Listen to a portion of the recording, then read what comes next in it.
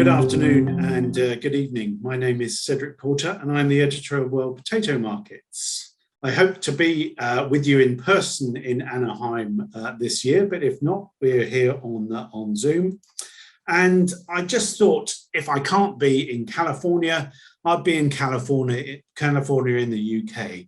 So this is California Beach, where some gold was found at the same time as the gold rush in California. And it's in Norfolk in the east of England. And Norfolk is one of our greatest potato growing counties. So there we go, California in the UK. So let's have a look at the market in Europe. Coronavirus, as ever in the last couple of years, it's still the dominant factor influencing the European market and looks to be for some time to come. Just looking at the figures, I'm delivering this in December, and we've seen a spike in figures in December. Like the rest of the world, Europe is coping and dealing with the Omicron variant. And hopefully we're going to see a peak soon. And in early January, numbers hopefully will be coming back down again. But it's very much the dominant factor at the moment. So that's seen the closure of some restaurants across Europe, or restrictions at least in terms of opening hours and table service and things like that. But those restrictions are not as strict as they were in early lockdowns.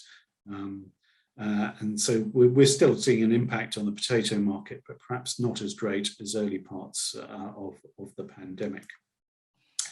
If we just look at some of the figures there on usage of potatoes, and it's clear that processing usage has recovered in the last few months. We saw in 2020 on that left-hand figure there, that's Dutch processing figures. You saw that black line, a big decrease in the amount of potatoes used, but we've seen that recovering, and now we're actually getting back to levels we were before the pandemic. That's the same in France. Their usage is actually the third highest ever.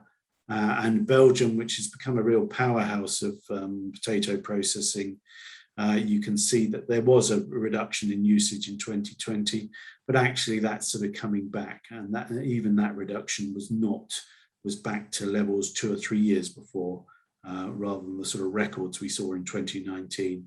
And we're seeing more usage again have seen it in 2021. The more restrictions on restaurants very much in the early part of the pandemic led to an increase in table potato consumption at home.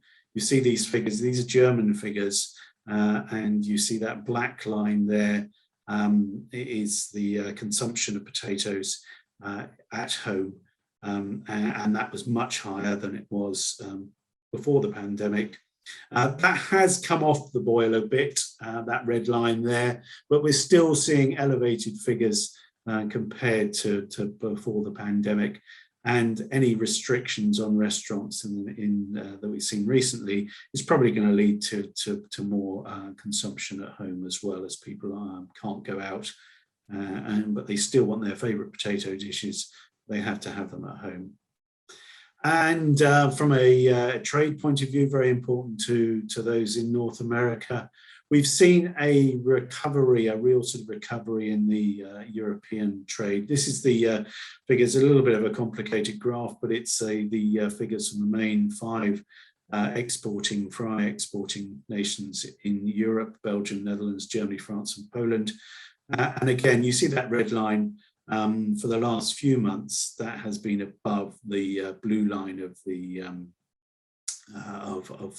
of 2019, and way above the orange line there of 2020. So we've seen that recovery in exports. That has been very much sort of concentrated in exports outside the EU, which is probably a concern for exporters in North America there. And we've seen we're now at record levels, nearly 2 million tons of frozen fries being exported outside the EU by the EU's main exporting countries. So that sort of growth has really continued there. And the US has been one of the destinations that EU fries have gone to. We saw a big increase in 2019-2020 season, partly because of the disruption caused by coronavirus and a need there in North America for extra fries. And that's continued in the 2020-21 season, but perhaps not to that same sort of growth. So that sort of growth has leveled off a bit there for the US. Looking at prices, very much concern again for the for North American fry manufacturers, and we can see that there is a lower prices there for Dutch and particularly Belgian prices compared to some of the North American products there. These are not quite like for like in terms of how they're judged and whatever, but it is very much there is a lower price there for European product compared to North American. Just looking at production this year or in 2021, it did come off previous years. So it was round about similar to 2019, around about 4 or 5% lower than in 2020. Again, this is only based on the main growing nations in Western Europe, Germany, France, Belgium, Netherlands, and adding GB, UK on top of that. And actually you saw a decline more in Netherlands, Belgium and the UK, perhaps more than in Germany and France.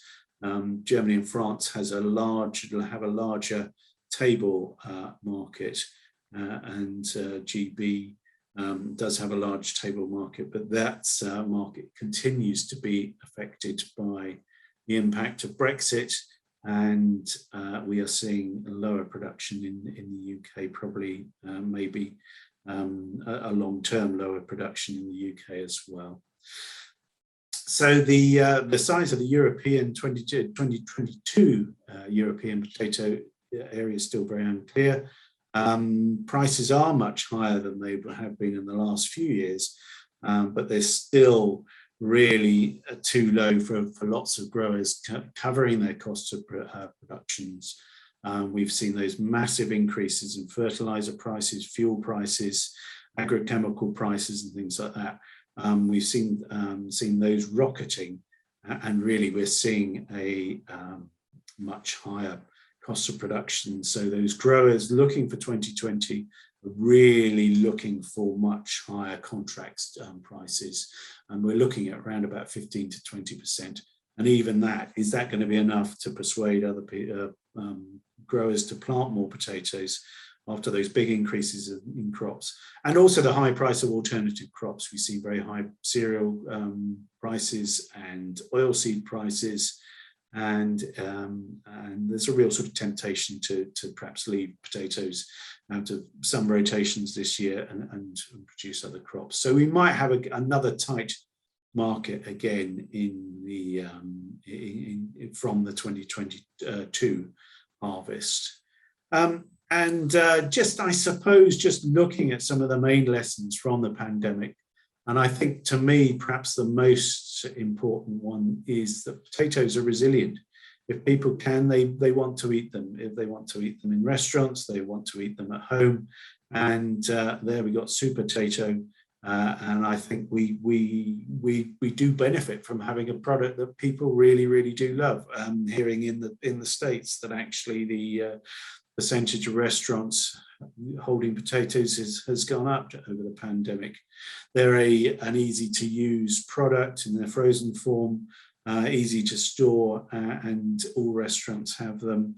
And especially at these sort of times when you've got restrictions, you want products that are easy to sell, that people like, a good value both for the restaurant but also for the diner as well.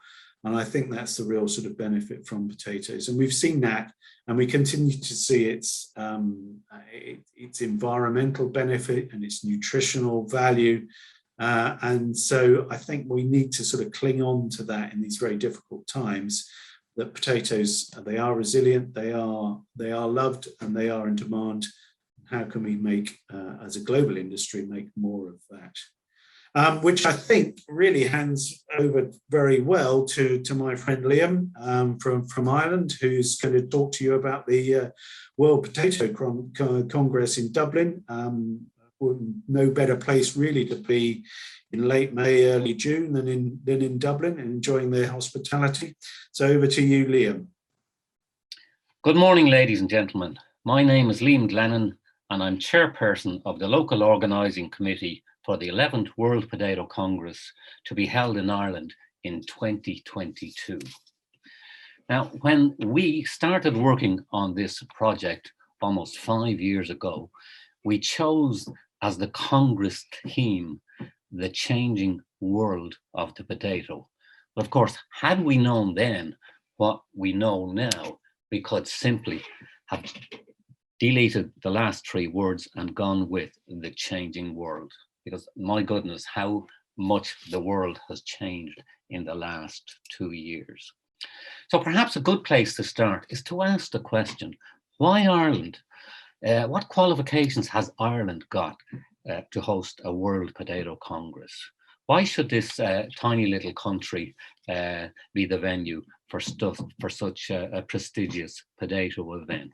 Well, we all know that the potato came to Europe from South America to Spain in the mid-1500s and gradually worked its way up through Spain and France, across the UK, and reached Ireland about 1600, in the year 1600. And I think what made Ireland and the Irish so different from all the other countries was that the Ireland really embraced the potato full on. Coming up through the 1700s and in the early 1800s, it is a recorded fact that young Irish adult males were consuming up to 14 pounds per day, or for those of you working in kilos, that's over 6 kilos per capita per day. And of course, the Irish really took to the potato as a staple food, so much so that the population doubled really because of the potato. In a period of 50 years between 1790 and 1841, the population increased from 4 million to over 8 million. So around just before 1845, you had a population of over 8 million, basically relying on one staple food, and that was the potato. And of course, an event occurred then in 1845, which is known as the Great Irish Famine. And what happened was a disease called the potato blight, or the infamous Phytophthora infestans, came along in 1845 and really attacked the potatoes and devastated the crop. And of course, when you had such a large segment of the population relying on this single staple and it collapsed, of course, the consequences were devastating. In that period, a very short period, 1 million died and 1 million emigrated. Within 20 years, a further 2 million had emigrated. So while the potato famine, while there was immigration before the potato famine, the effect of the famine was because the economy, the population had been shattered. The emigration just really went from being a river to becoming a torrent. In fact, the first person through Ellis Island, the first official arrival recorded, is a young lady from County Cork, a lady called Annie Moore, who was aged 17, who emigrated from Ireland and arrived on Ellis Island with her 2 younger brothers on the January the 1st of 1892, went on through Ellis Island and settled in the lower east side in New York, and went on to fill out the classic US emigrant story. She eventually married the son of young German immigrants, and had a family, all of whom did well. You will know better than I do that you're on your 46th president. Exactly half of those 46 US presidents claim Irish ancestry. And again, if you trace a lot of it back, it goes back to the huge emigration which occurred during and after the famine. Many can go back to great-great-grandfathers and so on, and trace their ancestry back. So in a way, the effect of the famine on the social history was not just on Ireland, but it was a hugely significant effect on other countries as well, like the US, Canada, Australia, and New Zealand, and the UK also. So in a way, again, you could say the Irish potato famine had a massive effect, not just on the social history of Ireland, but on the social history of many other countries as well. But coming to the present day, perhaps we should ask the question, what's the World Potato Congress all about? Well, for the local organising committee, it's this. It's all about getting our product onto this plate, be they American fries or French fries or Belgian fries or table potatoes or crisps. I think you know them as chips. For the local organising committee in Ireland, the World Potato Congress will provide a massive opportunity to promote the potato and potato products. There will be a massive media focus on the event, and it is a great global platform to push the potato. I mean, look at the product we have.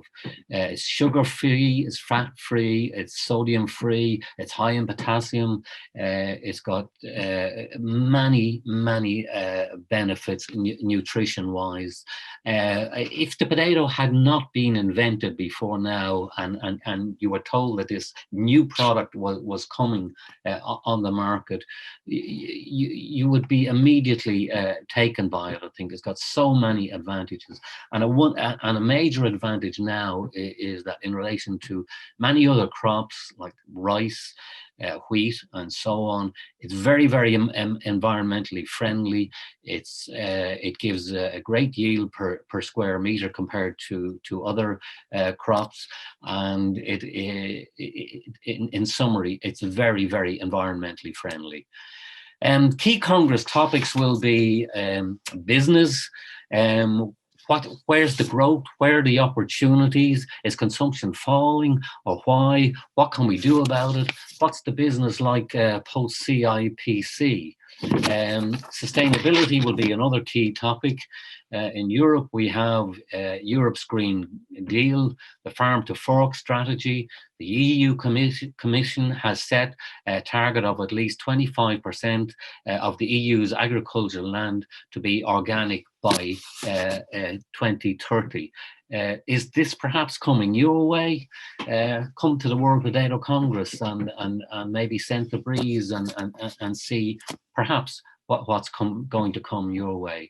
In health and nutrition, we will have some great experts in that area who again will promote the nutritional benefits of the potato and make the connection between good health and indeed good athletic performance based on the nutrition of the potato.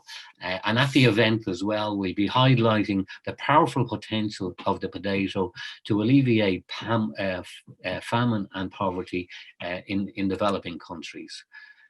As part of the event, we will have industry and technical tours. During the Congress week, you will have access to Ireland's leading fresh market suppliers and processing company. Their doors will be open for you. You will have the opportunity to visit the National Research Centre and historical venues. You can visit cultural sites like castles, distilleries, and Belfast Titanic Museum will be an option. And to round off the week, you'll have the option to attend the Irish Food Board's Bloom Festival, which will turn out to be a great event. As well as a good, solid business program, we have a good social program. The weekend before the Congress itself, you can participate in a golf tournament.